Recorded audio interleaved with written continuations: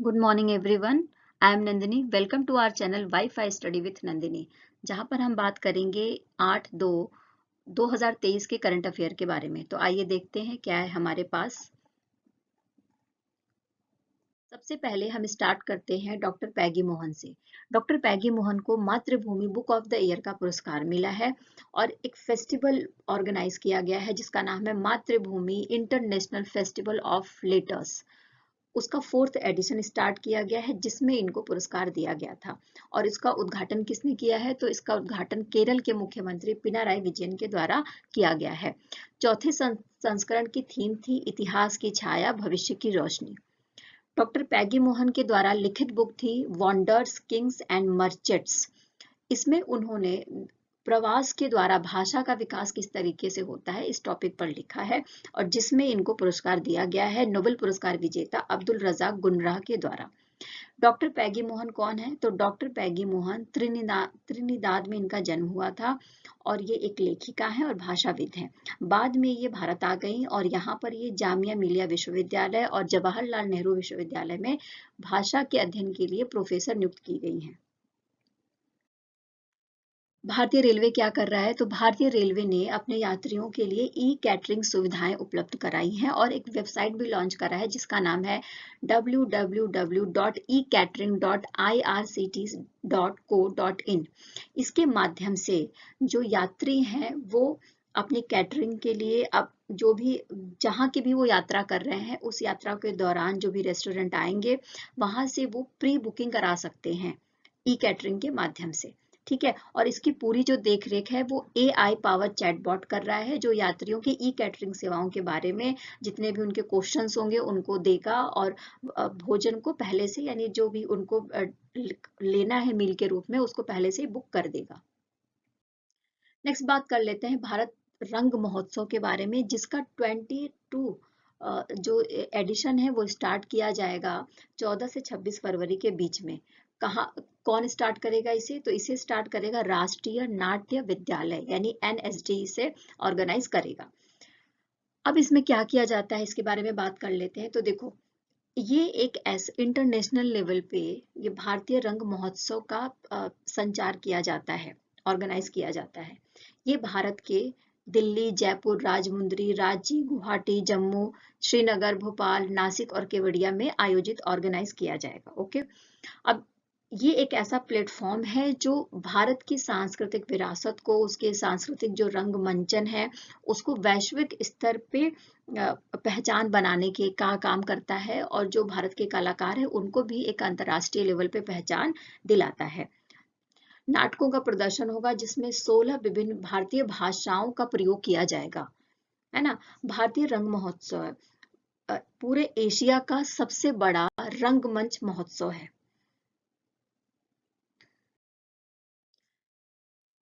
Australia के T20 विश्व cup विजेता कप्तान एरन फिंच ने T20 अंतर्राष्ट्रीय से संन्यास लेने की घोषणा कर दी है।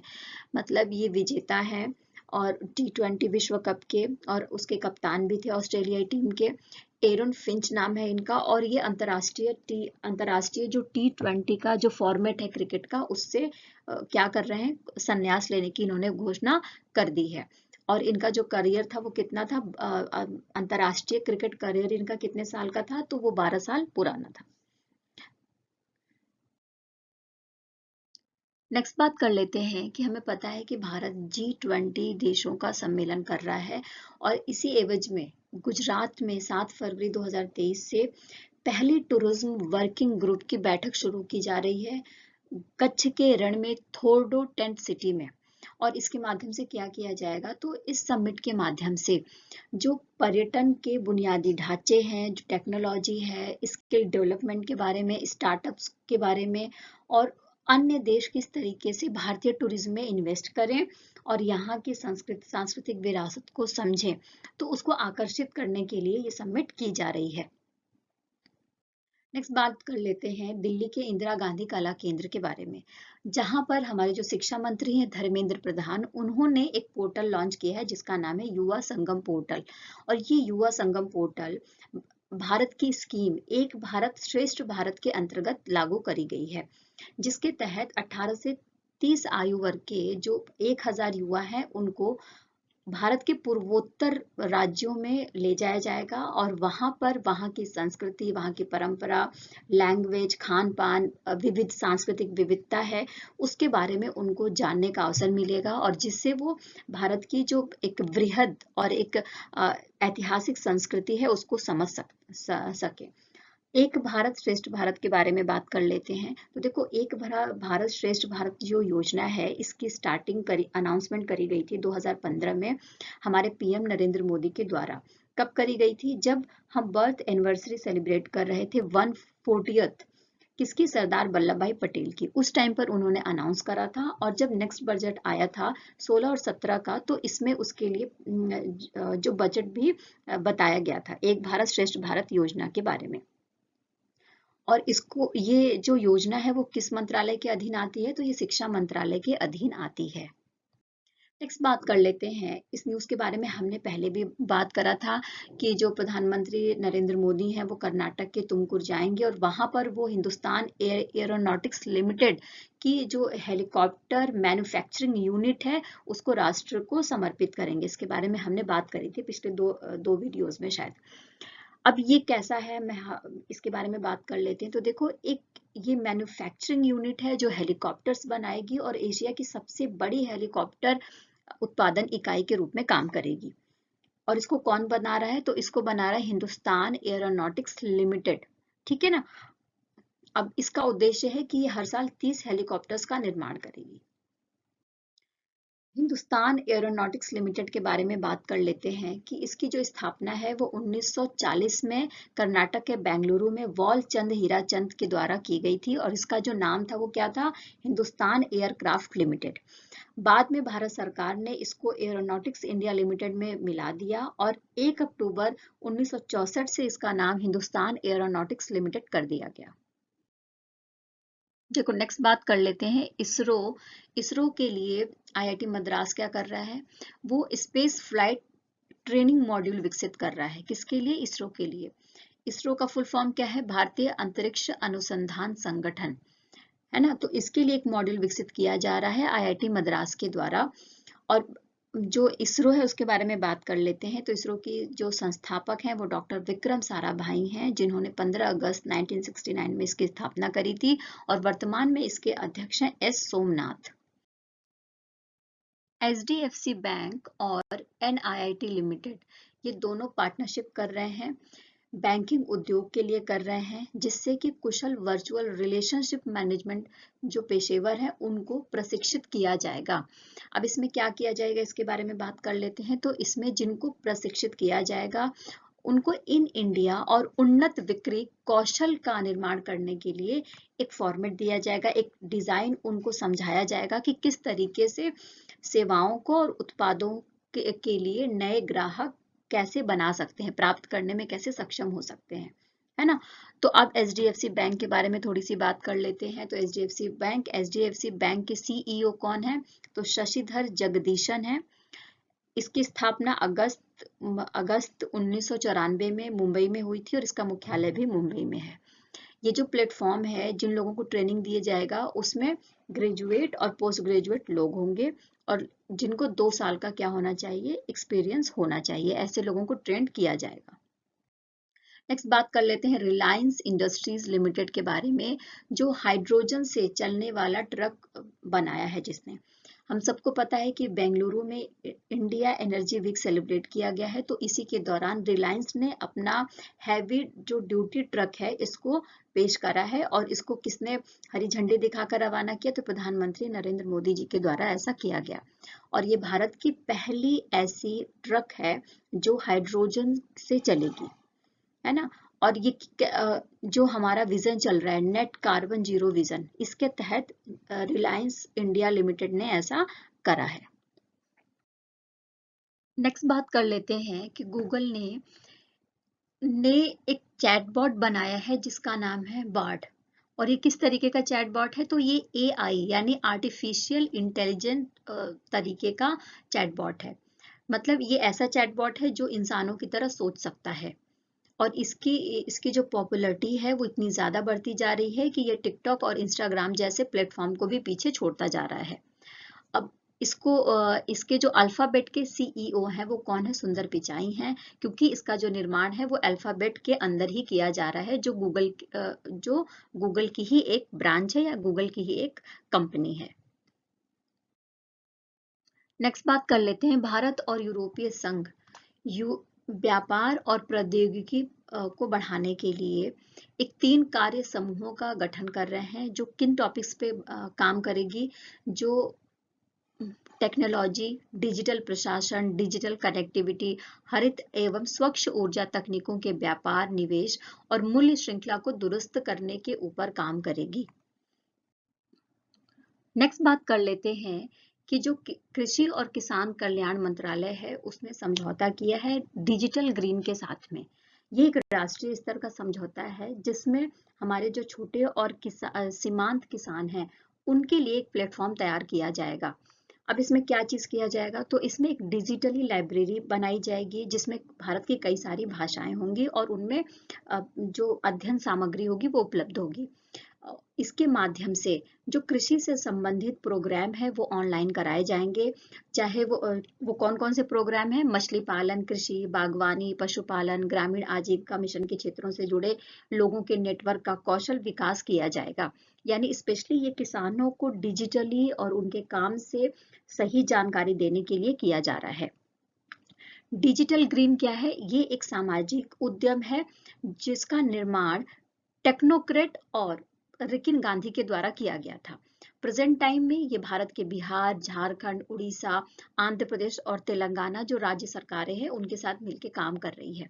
स्पेशली ये छोटे और सीमांत किसानों की जो आय बढ़ाने के लिए, उत्पादकता को सुधारने के लिए, उनको डिजिटली इन्हेंस करने के लिए, उनको बैंकिंग सुविधाओं के बारे में बताने के लिए, आधुनिक तरीके से जो प्रौद्योगिकी तकनीक है उसके बारे में जागरूक करने के लिए डिजिटल ग्रीन के माध्यम से किया जाता है। नेक्स्ट बात कर लेते हैं कि केरल अगले 2 वर्षों में ग्रीन हाइड्रोजन हब स्थापित करेगा।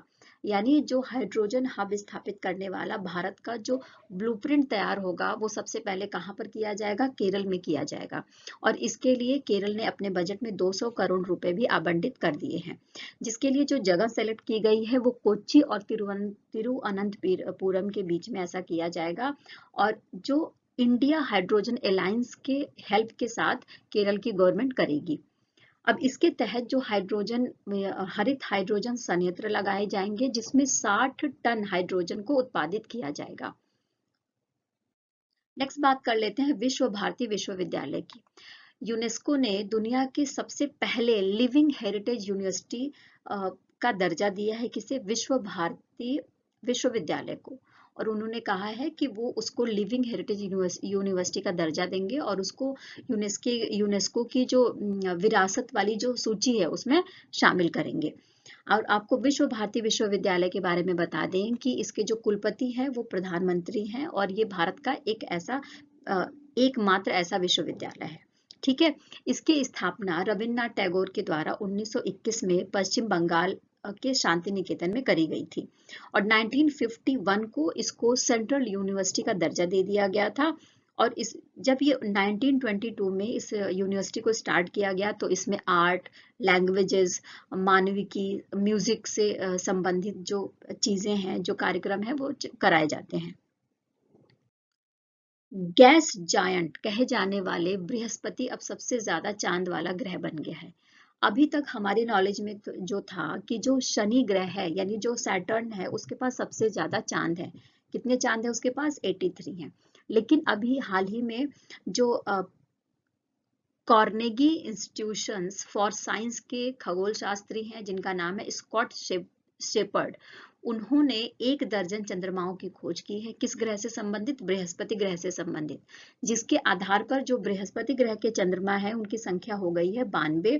और इससे ये पता चलता है कि जो हमारा ब्रह्मांड है उसमें सबसे ज्यादा चंद्रमा वाला जो ग्रह हो गया है वो कौन हो गया है? बृहस्पति हो गया है। नेक्स्ट बात कर लेते हैं काला घोड़ा कला महोत्सव के बारे में, जिसका आयोजन किया जा रहा है मुंबई में 4 से 12 फरवरी के बीच में। और हर साल इसका जो आयोजन है वो कहाँ पर होता है, मुंबई में होता है, महाराष्ट्र के। और इसकी शुरुआत 1999 से करी गई थी, जिसमें जो पूरे भारत के जो नृत्य, कला, संगीत, वास्तुकला, भोजन, हैंडीक्राफ्ट, ग्राफिक्स से संबंधित कलाओं का प्रदर्शन किया जाता है। दक्षिणी मुंबई के जिस इलाके में इसका आयोजन किया जाता है वहां पर काले घोड़े की एक मूर्ति है, जिस वजह से इस जो फेस्टिवल का नाम रखा गया है काला घोड़ा। अच्छा, महाराष्ट्र के कुछ और त्योहारों के बारे में बात कर लेते हैं। तो यहाँ पर गुड़ी पड़वा, पोला महोत्सव, एलिफेंटा महोत्सव, कालिदास समारोह, इस तरीके के महोत्सव मनाए जाते हैं।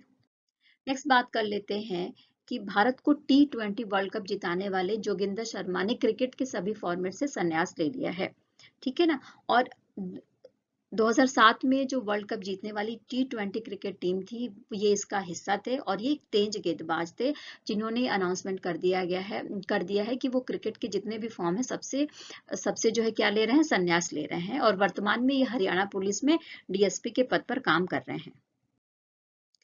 केंद्रीय पर्यावरण, वन और जलवायु परिवर्तन के मंत्री हैं कौन, भूपेंद्र यादव। उन्होंने गोवा में वेटलैंड बचाओ अभियान शुरू करा है। कहाँ पर शुरू करा है, गोवा में वेटलैंड बचाओ अभियान की शुरुआत करी है। और गोवा के मुख्यमंत्री प्रमोद सावंत भी इस टाइम पर मौजूद थे। दलदली वेटलैंड भूमि का मतलब होता है दलदली भूमि, और हम सबको पता है कि जो भारत के रामसर साइट्स में भारत के 75 वेटलैंड है वो शामिल है। तो इसी अवसर पर 2 बुक भी रिलीज करी गई, जिसका नाम था India's 75 Amrit Dharohar, India's Ramsar sites facts book और managing climate risk in wetlands a practitioner's guide नामक 2 किताबें भी लॉन्च करी गई इस टाइम पर। नेक्स्ट बात कर लेते हैं कि भारतीय रिजर्व बैंक ने वी रामचंद्र को SIFL और SEFL की सलाहकार समिति के सदस्य के रूप में नियुक्त किया है। अब देखो, SIFL यानी श्रेय इंफ्रास्ट्रक्चर फाइनेंस लिमिटेड और SEFL यानी श्रेय इक्विपमेंट फाइनेंस लिमिटेड, ये ऐसी लिमिटेड हैं जिन्होंने अपने आप को क्या किया है, दिवालिया घोषित कर दिया है। इसीलिए जो RBI है उसने 11 अक्टूबर 2021 को एक समिति बनाई थी, एक सलाहकार समिति गठित की थी, जिसके सदस्य के रूप में वी रामचंद्र को नियुक्त किया है। नेक्स्ट बात कर लेते हैं, 6 फरवरी को भारत के पहले स्वदेशी एयरक्राफ्ट कैरियर INS विक्रांत से सफलतापूर्वक पहली लैंडिंग और टेक ऑफ कराया गया। कौन से 2 फाइटर थे, एयरक्राफ्ट थे जिनकी लैंडिंग कराई गई और टेक ऑफ कराया गया, तो वो थे लाइट कॉम्बैट एयरक्राफ्ट नेवी का था और MiG-29 के फाइटर एयरक्राफ्ट था। और आपको बता दें कि ये जो INS विक्रांत है, एयरक्राफ्ट कैरियर है, वो भारत का ही निर्मित यानी भारत में ही निर्मित है, ठीक है। जिसका निर्माण किसने करा था, तो जिसका निर्माण कोच्चि शिपयार्ड के द्वारा किया गया था।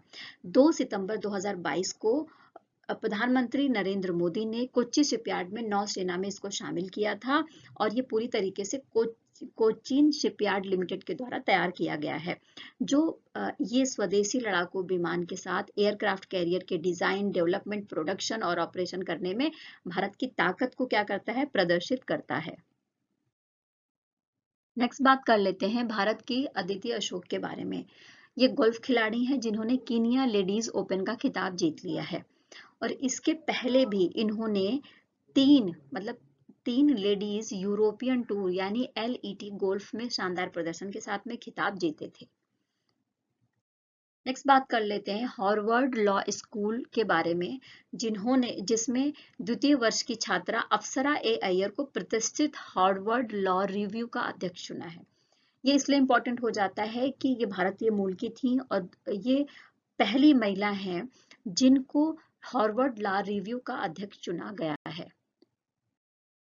इस वीडियो में इतना ही। आई होप कि आपको पसंद आया होगा, तो प्लीज चैनल को लाइक करिए, शेयर करिए और ज्यादा से ज्यादा लोगों तक पहुंचाइए और सब्सक्राइब करिए। Thank you. Take care.